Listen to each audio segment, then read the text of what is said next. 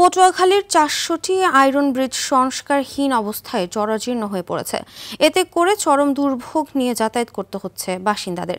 এসব জরাজীর্ণ ব্রিজ কবে নাগাদ মেরামত বা পুনর্নির্মাণ হবে তা বলতে পারছে না সংশ্লিষ্ট দপ্তরের কর্তা ব্যক্তিরা। স্থানীয়দের অভিযোগ, জনপ্রতিনিধি একাধিকবার পরিবর্তন হলেও তাদের ভাগ্য বদলায়নি। পটুয়াখালী থেকে মুফতি সালাউদ্দিনের পাঠানো তথ্যচিত্রে আরও জানাচ্ছেন লিওন আজাদ।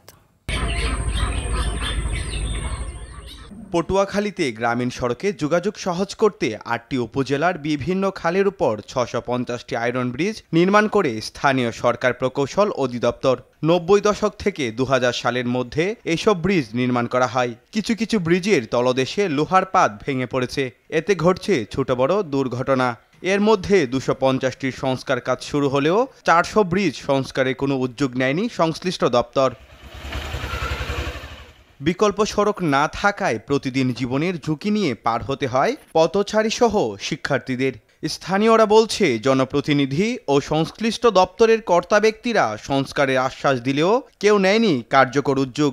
এই মাদ্রাসার সমস্ত শিক্ষক শিক্ষার্থী সবাই এই ব্রিজ দিয়ে যাতায়াত করে এবং প্রতিদিন তারা প্রচুর পরিমাণে ভোগান্তির শিকার হয়। এ পর্যন্ত খালি সবাই বলে আসবে আসবে আসবে, কিন্তু মনে করেন এটা আমাদের এই এপার ওপারের একটা মূল মাধ্যম। কোনো গাড়িগুলো চলতে পারে না, একটা এই অটো চললে ওই দেহের কত পথে দিয়ে এইবার অটো চালাইতে হয়। ঝুঁকিপূর্ণ ব্রিজগুলো সংস্কারের জন্য প্রকল্প কার্যক্রম চলছে বলে জানান এই নির্বাহী প্রকৌশলী। প্রায় ৩৫টা প্রকল্প আয়রন ব্রিজ নতুন গার্ডার করার জন্য প্রপোজাল প্রেরণ করছি।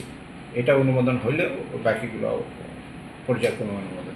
ভুক্তভোগীদের প্রত্যাশা শুধু আশ্বাস নয়, এইসব আয়রন ব্রিজ দ্রুত সংস্কার কিংবা পুনর্নির্মাণ করে বড় ধরনের দুর্ঘটনার কবল থেকে এলাকাবাসীকে রক্ষা করবে এলজিইডি, এমনটাই প্রত্যাশা সকলের।